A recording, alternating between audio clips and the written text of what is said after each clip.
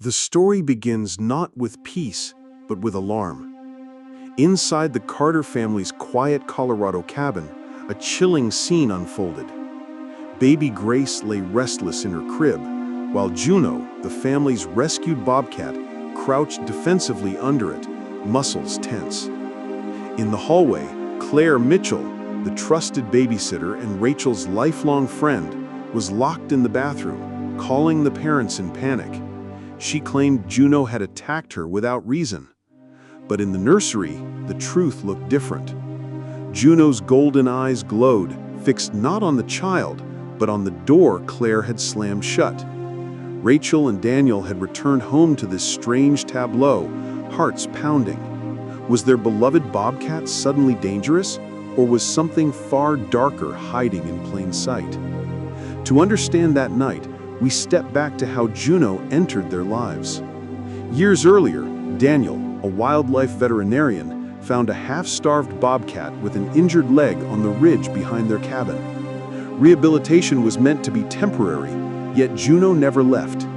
Again and again, she returned to their porch until the couple, with special permits, made her part of their household.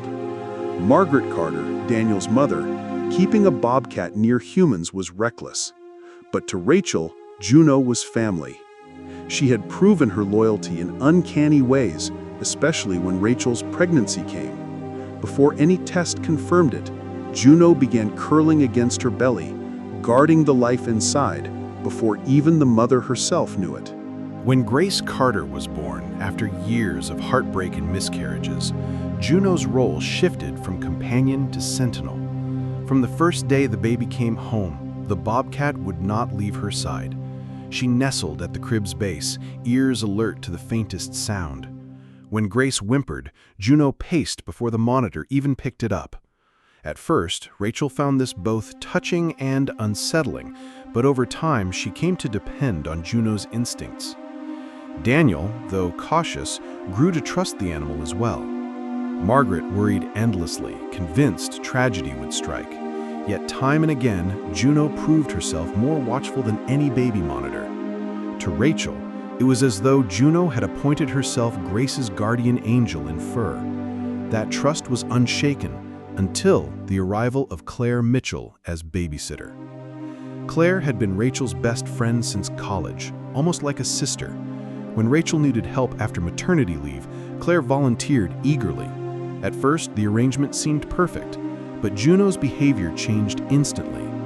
From the first moment Claire reached for Grace, Juno bristled, positioning herself between crib and babysitter, refusing to yield. Rachel excused it as overprotective instinct, yet an unease lingered. Margaret noticed it too when she visited. Juno hissed at Claire, but was calm around her, calm around anyone else. Only Claire seemed to trigger that defensive fury. Rachel wanted to believe Juno was misjudging. After all, Claire had been loyal for years, but Juno's eyes told a different story, unblinking and certain, as if she saw something no human could. By Grace's 8th month, the unease had grown. Every time Claire arrived, Juno shadowed her movements with laser focus.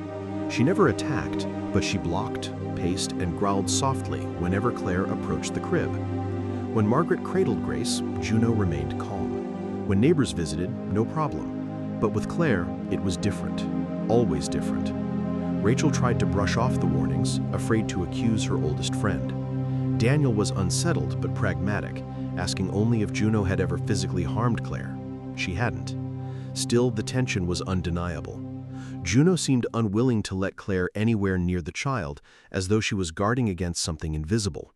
This suspicion built silently until the night of the parents' first date since the baby's birth, a night when everything erupted. It was meant to be simple. Daniel and Rachel went to a nearby restaurant for dinner, leaving Grace in Claire's care. Juno remained in her usual spot by the crib. Halfway through the meal, Daniel's phone rang. Claire's voice trembled with panic. She claimed Juno had attacked her viciously while she was putting Grace down. She had barely escaped, locking herself in the bathroom while Grace wailed from the nursery. Fear gripped the parents as they sped home. Images of chaos filled Rachel's mind. Her baby hurt, her friend bleeding, her bobcat destroyed by authorities. The 15 minutes stretched like hours. When they rushed through the cabin door, they found a scene that defied Claire's story. Grace was crying, but unharmed. Juno was calm under the crib, eyes sharp, watching. Claire stumbled from the bathroom, pale and trembling. She insisted the bobcat had lunged for her throat, forcing her into hiding. But Rachel saw something different. Juno's posture wasn't hostile. It was protective, planted firmly beneath the crib as though shielding Grace. Claire, still shaken, demanded the bobcat be locked away or removed. Rachel's mind swirled with confusion. Claire was her closest friend, yet Juno had never been wrong about the baby. Daniel, though unsettled, chose a quiet path. He urged everyone to sleep, but he carried a heavy doubt. Why was Juno aggressive only with Claire? That night, while Rachel rocked Grace, Daniel decided on his own. He would check the security cameras in the morning, footage required for their bobcat permit. He hoped for reassurance. He found something else. The footage began innocently. Hours of Claire feeding Grace, playing gently, tending the crib, nothing alarming. But as Daniel rewound further, something sinister emerged. Each time Claire babysat, she placed her phone above the crib, snapping pictures. Harmless, perhaps.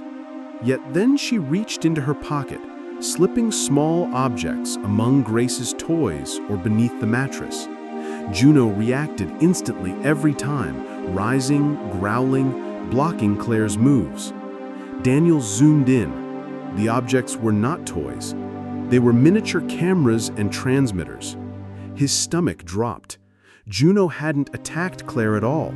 She had stopped her from planting devices in his infant daughter's room. With shaking hands, Daniel rewound again and again. The pattern was undeniable. Claire had been secretly recording. That morning, Rachel's world collapsed. Daniel showed her the footage. Claire, her lifelong best friend, was sneaking cameras into her baby's crib. Rachel's body shook as betrayal and terror washed over her. Juno, far from being dangerous, had been the only one protecting Grace. The bobcat had intercepted Claire's pocket, not her throat. Rachel wept, clutching Grace to her chest, whispering silent thanks to Juno.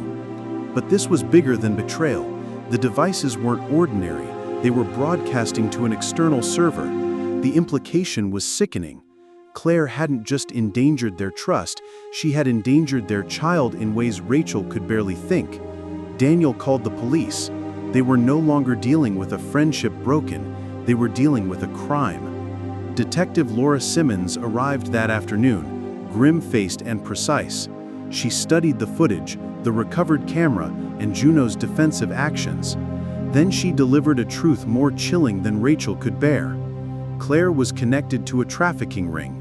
The devices were designed for live stream exploitation. Grace had been targeted not by accident, but by deliberate intent. Rachel broke down, guilt consuming her. She had welcomed Claire into their home, into their nursery, into their daughter's most vulnerable moments. But Detective Simmons reminded them, without Juno's intervention, this nightmare would have gone further. The bobcat had sensed the danger from the beginning, standing guard where human judgment had failed. Now, Claire was under arrest, and a network spanning 3 states began unraveling. Yet the Carters' grief remained raw. Trust had been shattered. Only Juno's golden eyes offered comfort, proof that innocence had not been left undefended. The cabin, once a sanctuary, now felt like a crime scene. Police combed through every corner, photographing, lifting fingerprints, bagging evidence. Rachel sat frozen at the kitchen table, Grace bundled in her arms, the betrayal still stinging like an open wound. Detective Simmons moved with quiet efficiency, her tone calm but grave. Each recovered device confirmed the same thing: Grace had been targeted. Daniel tried to reassure Rachel, but she felt consumed by guilt. Claire had been her choice, her closest friend, and she had opened the door for danger to enter. Yet in the corner, Juno lay calmly, golden eyes steady on Grace. The bobcat, who could never speak, had been the first to scream the truth.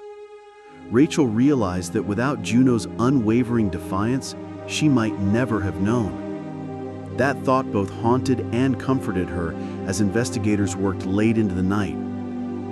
In the days that followed, interviews piled up.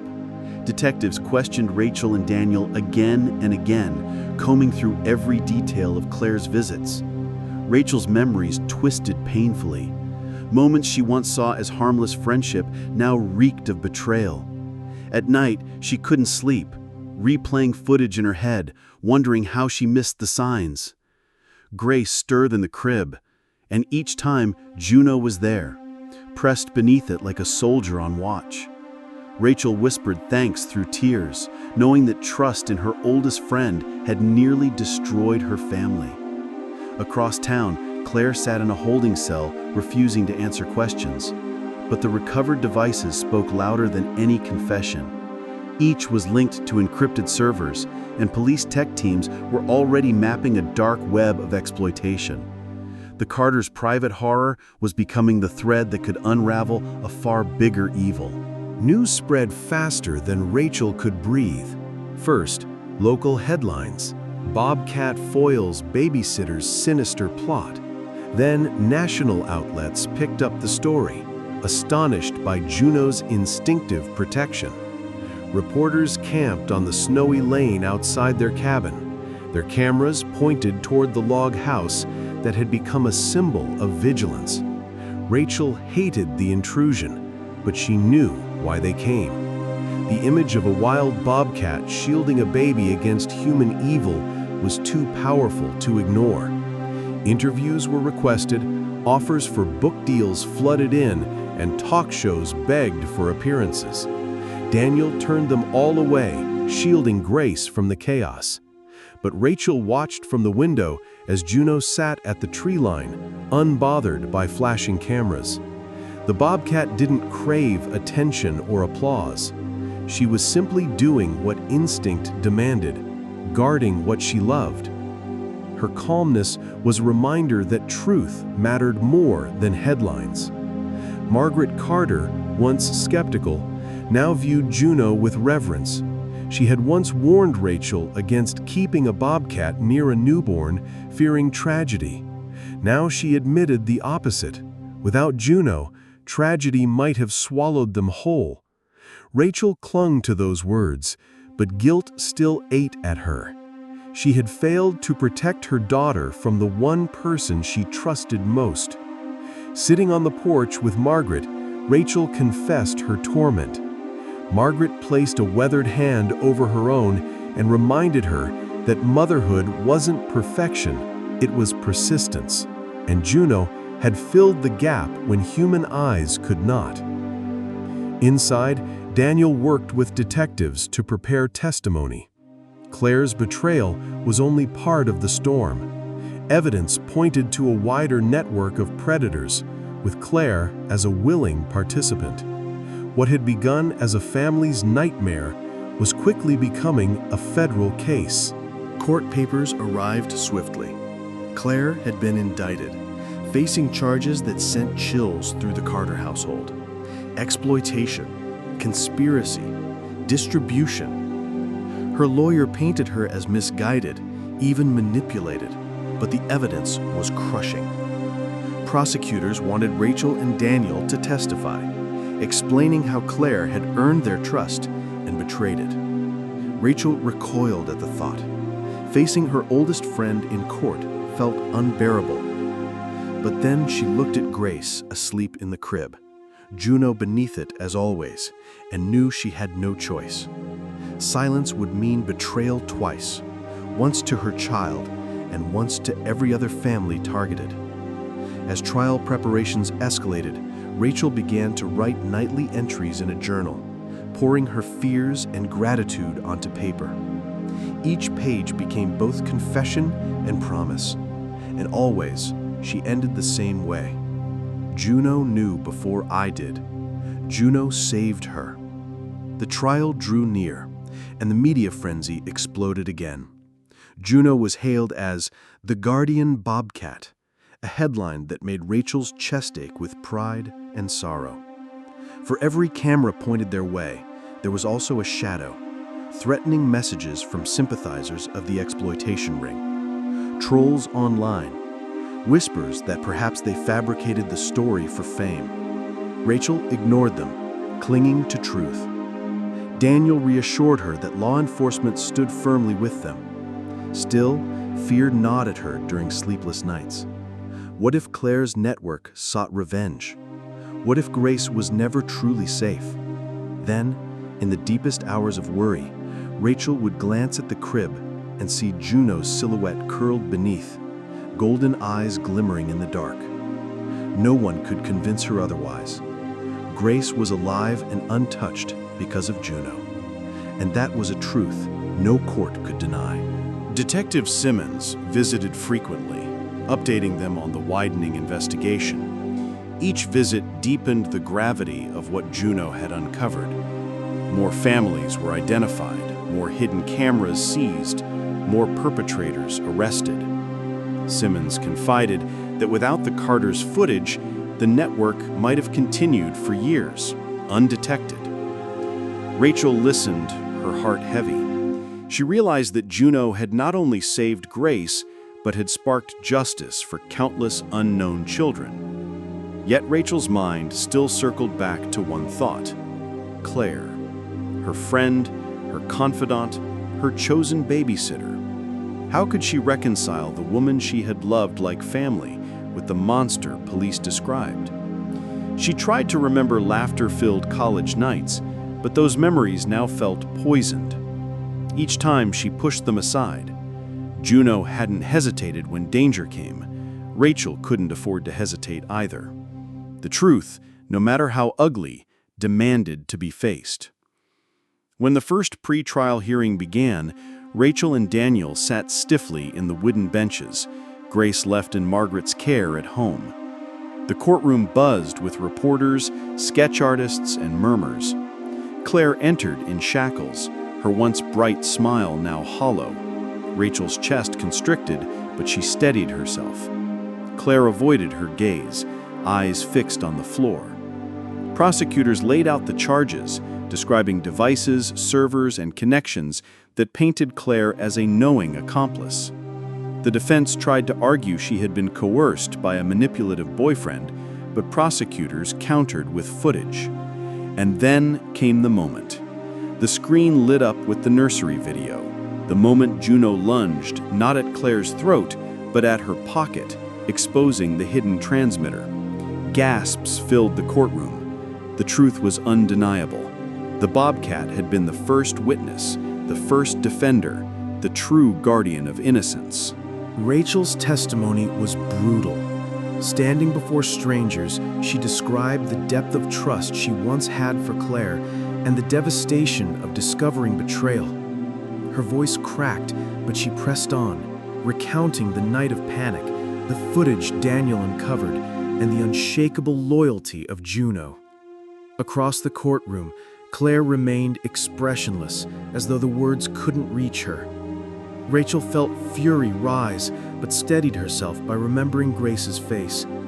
She wasn't speaking only for herself, she was speaking for every family whose trust had been broken. Daniel followed with testimony of his own, detailing his discovery of the footage, the devices, and his work as a wildlife veterinarian. He emphasized the irony. It wasn't human judgment that first saw the danger, it was an animal's instinct. The jury listened in silence, moved by the extraordinary and haunting truth. By the close of the hearings, the prosecution's case was overwhelming. Juno's actions, once misinterpreted as aggression, had become the linchpin of justice. The judge himself remarked on the uncanny bond between the Carters' child and the wild creature that had chosen to guard her. National outlets replayed Rachel's words endlessly. Families across the country began sharing stories of pets protecting children, calling them silent heroes. Yet for Rachel, fame meant little. Her world remained fragile, centered only on Grace and the watchful figure beneath the crib. As the trial date loomed, Rachel prayed for courage. She knew darker details might still emerge, and the courtroom would demand she relive her worst betrayal. But she also knew this: when evil crept into her home, it wasn't friendship that protected her child. It was Juno, fierce, silent, and unyielding. And that truth gave her strength. The trial opened under heavy scrutiny. Reporters filled every seat, their pens scratching as prosecutors began weaving their case. Evidence was methodical. Each device Claire planted cataloged, each server linked, each connection explained. But the jury's attention sharpened when footage of Juno filled the screen. They watched as the Bobcat stood guard, intercepted Claire's motions, and clawed loose the hidden camera. It was the unspoken testimony of an animal whose instincts cut through deception. Rachel sat, clutching Daniel's hand, her heart hammering. For months she had replayed those nights, but now the world saw what she saw. Juno had not been a threat. She had been the shield. Whispers rippled through the gallery as people realized the hero of the case wasn't seated at the witness stand, but crouched beneath a crib, silent and unyielding, guarding innocence while humans faltered. The defense tried to salvage Claire's reputation. They painted her as manipulated, coerced by a controlling partner who had lured her into criminal acts. They showed photos of her childhood, her university years, even letters describing struggles with debt and loneliness. But each attempt crumbled under the weight of evidence. Prosecutors countered with transcripts of messages she had exchanged with the network, detailed instructions she followed, and the chilling recordings recovered from her phone. Rachel sat rigid, listening to the woman she once trusted laugh in messages about easy money. Each word cut deeper than the last. Daniel's jaw tightened, fury flashing in his eyes. The courtroom could see what they felt. Claire wasn't merely misguided, she was complicit. And against the defense's pleas for sympathy, Juno's footage stood as the undeniable truth. No manipulation could disguise betrayal this deliberate. Rachel's final testimony was raw and devastating. She spoke not as a witness to crime, but as a mother who nearly lost her child to the darkness lurking behind familiar faces. Her words shook as she described the betrayal, but her voice steadied when she spoke of Juno. She explained how the Bobcat had sensed danger long before she and Daniel had, how each growl, each block had been warnings she ignored. She admitted her guilt, but turned it into a plea that the jury see this not as a strange case of animal instinct, but as evidence of deliberate crime thwarted by loyalty in its purest form. Tears welled in jurors' eyes. Even the judge leaned forward, visibly moved. Rachel left the stand trembling, but she carried with her a strength she hadn't felt since the ordeal began. Deliberations were brief, hours, not days. When the jury filed back in, the courtroom held its breath. The foreman rose, his voice steady but cold, guilty on all counts. Rachel's knees nearly buckled, relief mingling with heartbreak. Claire sat motionless, her face pale, eyes hollow. For a moment, Rachel searched for the friend she once knew, but she was gone, replaced by the shadow who betrayed them. Sentencing came swiftly. Decades in prison, no chance of early release. The gallery erupted in murmurs, reporters racing to file their headlines. Daniel wrapped an arm around Rachel as she wept quietly. This chapter was closing, but the scars remained. And when they returned home that night, Juno was waiting on the porch, golden eyes unblinking, as if she already knew justice had been delivered. In the weeks that followed, Juno became more than a family guardian. She became a symbol. News anchors called her the Sentinel of Colorado. Editorials praised the wild bond between animal and human, marveling at instincts sharper than any camera lens. Wildlife experts debated the science, some claiming Juno sensed pheromones of deceit, others attributing it to protective imprinting on Grace. But for Rachel and Daniel, it wasn't science, it was love. Each time Grace giggled in her crib, Juno purred softly beneath it, her steady presence a reassurance no words could match. Strangers mailed letters of gratitude, parents wrote about newfound trust in their pets, and even the County Animal Control Board rescinded their earlier warnings. Juno was no longer questioned. She was honored, celebrated, and in the Carters' home, cherished as both protector and family. Yet Rachel struggled privately. At night, when the cameras stopped flashing and reporters left their mountain road, guilt returned. She replayed every moment she trusted Claire, every invitation she extended into their home. She journaled furiously, page after page, trying to make sense of how love for a friend blinded her so completely. But each time despair threatened to consume her, she looked toward the crib. Juno lay there, vigilant as ever, golden eyes calm. Rachel realized something profound. Guilt didn't erase gratitude. She had failed, yes, but Juno had filled the gap. Grace was alive, untouched, because a wild creature refused to let deception win. Slowly, Rachel's guilt transformed into purpose. She began speaking publicly, not about betrayal, but about vigilance, trust, and the unexpected guardians that sometimes carry us through storms. On Grace's second birthday, the backyard buzzed with laughter. Balloons swayed from the porch, children played in the grass, and Rachel watched with tears in her eyes as Juno padded quietly among the guests. The bobcat was calm, dignified, letting toddlers brush past her with wide-eyed awe. Parents whispered nervously at first, but soon they saw what Rachel already knew. Juno wasn't a danger, she was a shield. When Grace toddled toward the cake, Juno followed, settling just behind her chair, eyes sweeping the yard. Rachel felt the weight of the past 2 years crash over her. Juno had carried them through betrayal, trial, and shame, and now here she stood, watching her daughter blow out candles with pure innocence. This wasn't just a birthday. It was proof that darkness hadn't won. Grace was safe, and Juno was family. That afternoon, Detective Simmons stopped by, invited as a friend rather than an investigator. She handed Rachel a folded newspaper clipping, an editorial praising Juno's role not just in saving Grace, but in sparking a larger investigation that dismantled an entire exploitation ring. Simmons spoke quietly, reminding Rachel that her courage in testifying had saved other children too. Rachel's throat tightened as she realized Juno's intervention had stretched far beyond their cabin. It had rippled outward, shattering a network that preyed on the vulnerable. Grace toddled over, arms wrapping around Juno's neck in a fearless embrace. The bobcat purred low, nuzzling the child with unyielding gentleness. "She saved more than us," Simmons said softly, and Rachel knew it was true. Juno hadn't just been Grace's protector. She had been a guardian for countless children who would never know her name. As seasons shifted, life returned to a quiet rhythm. Daniel resumed his long days at the Wildlife Center. Rachel poured her heart into illustrating, her drawings now filled with symbols of guardianship, strong animals watching over fragile children. Grace grew quickly, her laughter filling the cabin halls.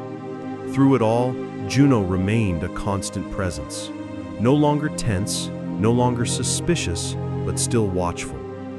Rachel sometimes caught her staring into the woods at night, eyes glimmering as if warding off threats unseen. And Rachel understood. Evil had once slipped into their home disguised as trust. Juno had ripped off that mask. From then on, she trusted the bobcat's gaze more than any security system.